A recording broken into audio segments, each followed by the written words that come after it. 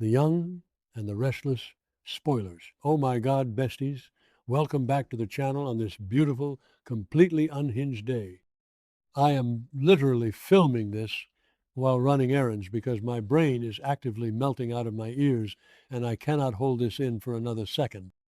Grab your iced coffees and strap in because the Genoa City tea I am about to spill is going to fundamentally alter your brain chemistry.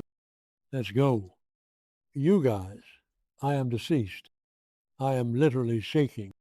Stop what you are doing right now. Pull your car over. Put down your groceries because we need to talk about this now. I was mid skincare, literally smearing a charcoal mask all over my face and accidentally got it all over my pristine white rug because I saw the latest Genoa City update and had to yeet my phone across the room. Send help. My soul has actually left my body. The sheer audacity of what is about to happen on this show is sending me into an existential crisis, and I am personally offended, totally living for it, and genuinely terrified all at the exact same time. We need to unpack this because the writers are straight up choosing violence, and I am here for the absolute cinematic mayhem. Okay, wait, backtrack for a second. I missed a step because I am physically vibrating. Let's talk about Nick Newman, our boy Nick, the golden boy who is currently going through the most traumatic, dark, twisted era of his entire life. We all know Nick is basically fighting for his life right now after that whole horrific situation with Matt Clark. Like, Matt literally drugged him out of his mind with fentanyl and cocaine, forced him into a horrific car crash, and now Nick is battling a severe, life-threatening addiction. He is in rehab. He is trying to get clean. He is trying to just survive the day without spiraling into the abyss. What does the universe decide to throw at him? A new love interest. Bestie, be for real right now. I am screaming into my pillow. Nick Newman is officially on my do not perceive list because his decision-making skills are genuinely in the trenches. So Jade Harlow is joining the cast. Yes, the Jade Harlow. And she is playing a brand new character named Marie Kirkland. She is scheduled to make her grand debut in Genoa City on August 10th.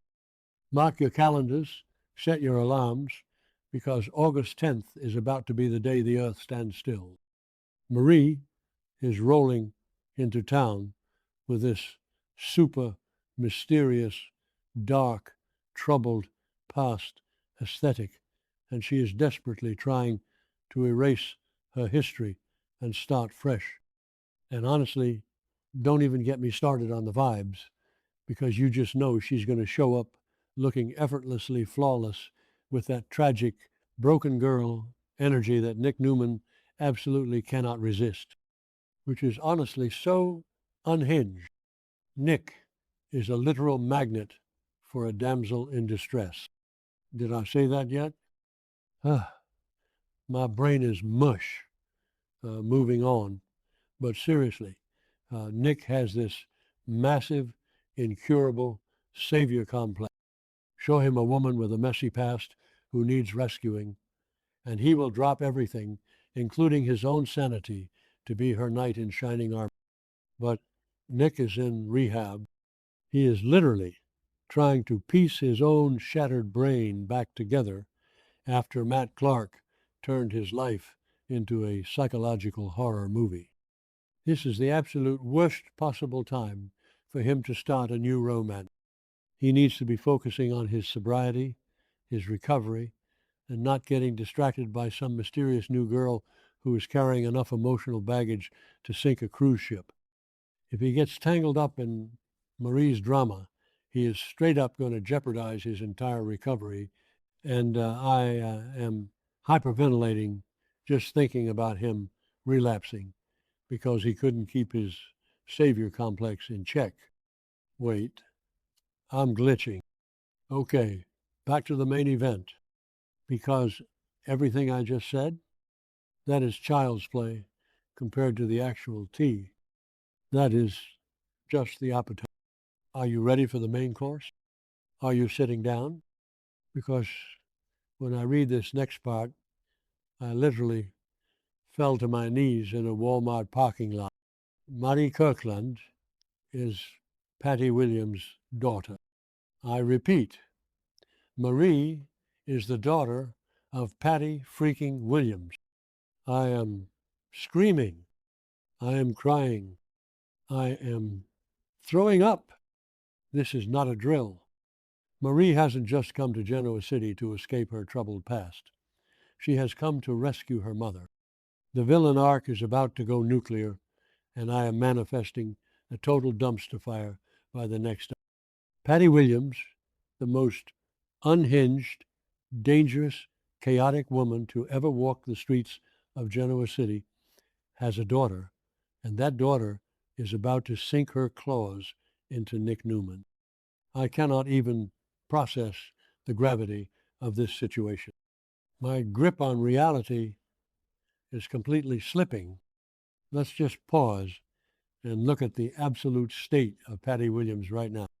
Patty is not just sitting quietly in a corner. Oh no, besties. Patty is currently running a reign of terror that makes horror movie villains look like absolute amateurs. She is holding Diane Jenkins Abbott hostage in a barred, padded cell-looking room with the help of that totally corrupt, shady doctor, Lawrence Markham. She is actively blackmailing Jack Abbott, forcing him to sleep with her to recreate their yacht magic in exchange for Diane's location. Jack is spiraling. Kyle is spiraling. Tracy is literally dragging Patty by the hair in the park to get answers, and Patty is just laughing in their faces because she is completely, violently fearless. Oh, hold on. I should have mentioned this earlier, but my ADHD is acting up. Patty's crimes don't even stop there because Ashley Abbott was forced to come back from Paris. Patty and Dr. Markham decided to escalate their madness. What did they do? They kidnapped Abby and Dominic. Patty literally snatched Ashley's daughter and infant grandson, took a terrifying photo of them in captivity, and sent it to Ashley, causing Ashley to have a primal, feral breakdown. Patty is basically holding the entire Abbott and Newman legacy hostage. She is a walking weapon of mass destruction. And now her daughter, Marie, is arriving on August 10th to rescue her. Rescue her from what? The consequences of her own absolutely psychotic actions? Tracy is closing in on Patty. The police are going to be involved soon. The walls are starting to crack, and Patty needs an out. Enter Marie. Marie Kirkland, who is clearly just as fearless and calculated as her mother, rolling into town under a fake name, pretending to be this sweet, troubled damsel in distress just to manipulate the board and save her mom. And who does she target? Nick Newman. Besties, do you understand the family tree dynamics? Do you understand the sheer, unadulterated betrayal that is about to happen? Abby Newman, the woman Patty Williams just violently kidnapped, is Nick Newman's half-sister. Patty is currently torturing Nick's sister and his nephew, Dominic. Patty is torturing Jack, who has deep ties to the Newmans. And Nick, oblivious, vulnerable, drug-addicted Nick, is about to fall head over heels in love with the daughter of the woman who is terrorizing his family. I am genuinely losing my mind. Imagine the scene. Imagine the cinematic mayhem when Victor Newman finds out about Victor's already on a. He is already drugging Nikki and stealing her company. He is already dealing with Matt Clark. And now he's going to find out that his golden boy son, who is supposed to be in rehab getting clean, is actually making hard eyes at the spawn of Patty Williams. Victor is going to spontaneously come. He is going to unleash a level of hellfire on Marie Kirkland that we have never seen before. But let's talk about Marie's psychology for a second, because this is a high-octane psychological masterpiece. Is Marie actually evil? Is she just a loyal daughter trying to save her deeply disturbed? Or is she playing Nick like a fiddle? She knows Nick is vulnerable. She knows he has a savior complex. She probably researched him, realized he is the weakest link in the Newman family right now because of his addiction, and decided to use him as a human shield to get to Patty. It is brilliant. It is evil. It is straight up diabolical. And I am totally living for it, even though it personally attacks my soul, because I just want Nick to heal. And what happens when Nick finds out? Nick is already teetering on the edge of a total psychological break. He was just hallucinating Matt Clark in the middle of the road before he crashed his car. His brain chemistry is completely altered by the fentanyl and cocaine. He is fragile. If he falls in love with Marie, opens his heart to her, tries to save her from her troubled past, and then discovers that her entire existence in his life is a calculated plot to rescue the woman who kidnapped his sister, Nick is going to snap.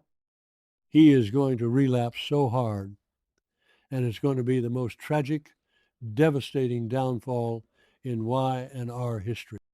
I literally had to take a deep breath just now because I am talking so fast. My lungs are giving out. Wait, is that a weird background noise?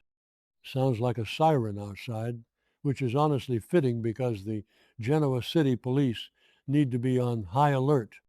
The sirens are wailing for Nick Newman's tragic love life.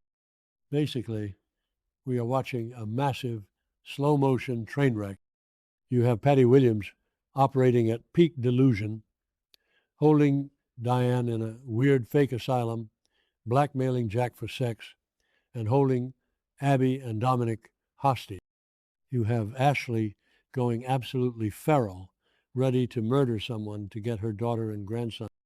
You have Nick sweating and shaking in rehab, trying to fight off his demons. And right into the center of this hurricane walks Marie Kirkland, armed with a tragic backstory and a secret agenda to save her mother. I am calling it right now. This is going to end in absolute tragedy. Someone is going to get hurt, and it's probably going to be Nick. He cannot resist a girl with a sad story, and Marie is about to feed him the saddest story of all. She's going to bat those eyelashes, act like she's running from some dark shadow, and Nick will just wrap his arms around her and swear to protect her. Meanwhile, she'll be stealing his keys, hacking his phone, and doing whatever it takes to smuggle Patty out of town before Tracy and Ashley can tear her limb from limb. Besties, they are officially on my do not perceive list, but I also cannot look away. I am so done, but I am so invested. This situation is now my entire personality. If anyone needs me, I will be staring at the wall until August 10th, physically vibrating and screaming into the void. Drop your unhinged theories in the comments because I need to know I am not spiraling alone. Stay messy, stay restless, and I will see you in the next update.